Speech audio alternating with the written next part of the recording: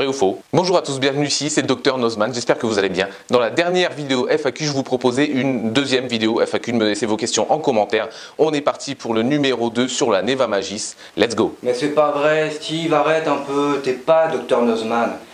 Il est pas habillé comme ça, il a pas une veste violette ou je sais pas quoi. Et puis regarde derrière, hein, c'est pas du truc acoustique là, t'as collé des boîtes d'œufs, arrête.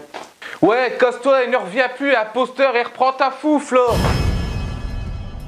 Eh bien bonjour, c'est Steve de chez Dagoma. Je suis désolé pour ce petit imprévu. On s'est fait envahir par le faux sosie de Dr Nozman. Il s'est cru dans un labo de science, je sais pas, il a pété un câble. Bref, on est donc parti pour une deuxième foire aux questions qui concernera la Magis. Vous avez été beaucoup à nous poser des questions sur la Neva Magis depuis le teasing, en passant par la sortie le 9 mars jusqu'encore aujourd'hui. Du coup, on va essayer de vous éclaircir un petit peu avec 5-6 questions qui reviennent régulièrement. On va voir ça ensemble et c'est parti tout de suite pour la première question. Question 1. La première question, Neva vs Neva Magis, quelles sont les différences? Les équipes R&D de Dagoma ont travaillé d'arrache-pied tous ensemble et on propose enfin notre carte propriétaire, ce qui leur permet de répondre précisément à leurs besoins et à ce qu'ils veulent que la machine fasse. Le deuxième changement mécanique, c'est une cage de protection au niveau du ventilateur de la tête. Pourquoi? Les aimants des bras avaient un effet négatif sur la rotation du ventilateur, notamment dû aux polarités des aimants néodymes. En installant cette cage de Faraday sur le ventilateur tourne à plein régime, refroidit mieux la pièce, ce qui nous propose une meilleure impression. Le troisième élément physique qu'on peut remarquer sur la machine, c'est le changement de l'extrudeur. En effet, il a été optimisé pour passer un maximum de types de filaments différents. La plupart des autres changements sont logiciels, c'est-à-dire liés au firmware de la machine. Elle avait déjà dans la première version l'éjection automatique du filament en faisant le fameux tap-tap. Maintenant, elle a aussi l'insertion automatique du filament, c'est-à-dire que vous présentez le filament embuté dans l'extrudeur, la tête va se mettre à chauffer, comme vous pouvez le voir sur les images actuellement, et elle va emmener le filament tout le long du PTFE jusqu'à la tête, jusqu'à faire une extrusion afin de nettoyer la buse et de partir directement sur la bonne couleur. Ça, c'est une première option. A noter également que la gaine et le tube PTFE ne passent plus dans le gros tube en PVC à l'arrière, mais sont clipsés sur une petite pince qui permet de réduire ce tube PTFE et donc de réduire les problèmes de l'impression 3D. Le port USB a aussi été ouvert afin de pouvoir utiliser son imprimante directement depuis le PC ou via des plateformes comme Octoprint.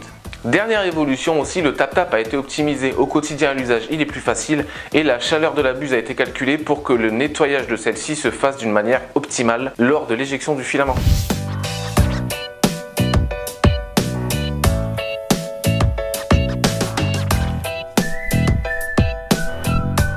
Question 2. Pouvez-vous, s'il vous plaît, nous dire la différence entre la Neva première du nom mise à jour avec le firmware de la Neva Magis et la Neva Magis? Eh bien c'est simple, les différences ne sont que physiques dans ce cas. C'est-à-dire que la mise à jour de votre Neva première du nom va lui permettre d'accéder à l'insertion automatique du filament, à l'amélioration du tap-tap et à l'ouverture du port USB. Il ne vous restera donc que l'ancien extrudeur et le ventilateur sans la cage de protection de la polarité des aimants. Question 3. Cura by Dagoma est-il compatible avec la Neva Magis? Eh bien oui, c'est compatible. Le 9 mars, la Neva Magis n'est pas arrivée seule, elle est arrivée avec une nouvelle version de Cura by Dagoma. C'est-à-dire que maintenant, dans l'onglet préférences, vous pourrez retrouver le choix des imprimantes proposées par Dagoma. De la Discovery en passant par la Discoeasy, la Neva première du nom et la Neva Magis. Le logiciel a été optimisé pour avoir qu'un logiciel pour toutes nos imprimantes. Et oui, il est donc possible d'utiliser la Neva Magis avec Cura by Dagoma. Question 4. La Neva Magis accepte-t-elle le filament flex, le filament bois? Est-ce qu'elle peut imprimer des groutes? Ah non, non, pas des groutes. Eh bien oui, comme je vous l'ai dit tout à l'heure, la Neva Magis possède un nouvel extrudeur qui permet de passer plus de matériaux, plus de filaments différents. Et en effet, elle accepte très bien le flex et comme on l'a vu dans une vidéo précédente, elle accepte très bien aussi le polywood. Il n'y a plus de souci à se faire de ce côté-là. Je réponds même à une deuxième question que j'ai vu passer ce matin. Non, il n'y a pas besoin de plateau chauffant pour imprimer le flex. Ça marche très bien sans plateau chauffant sur un plateau propre nettoyé à l'alcool. Question 5. On revoit quand le beau monsieur du live au pull rouge? Non mais j'y crois pas, on n'est pas sur Tinder hein, les gars. Bonjour. Question 6. En tout cas, elle ne va pas moins bien que les autres, elle va même mieux. Non, tu sors, c'est nul, tu sors. Question 7. L'option pause et changement de filament sera-t-elle disponible sur la Discoeasy 200? Eh bien oui, récemment nous avons sorti un add-on qui n'est autre qu'une option pour la Disco Easy 200 que vous pouvez retrouver sur le site qui s'appelle l'Extrudeur Plus. Cet add-on est composé de deux pièces, un extrudeur comme sur la Magis qui permet de passer le flex et le bois facilement et aussi un nouveau cache-côté latéral, donc il faudra enlever l'ancien et mettre le nouveau, qui se voit doté d'un bouton relié à la MKS qui servira de bouton pause et d'éjection de filament au même titre que le bouton de la Neva.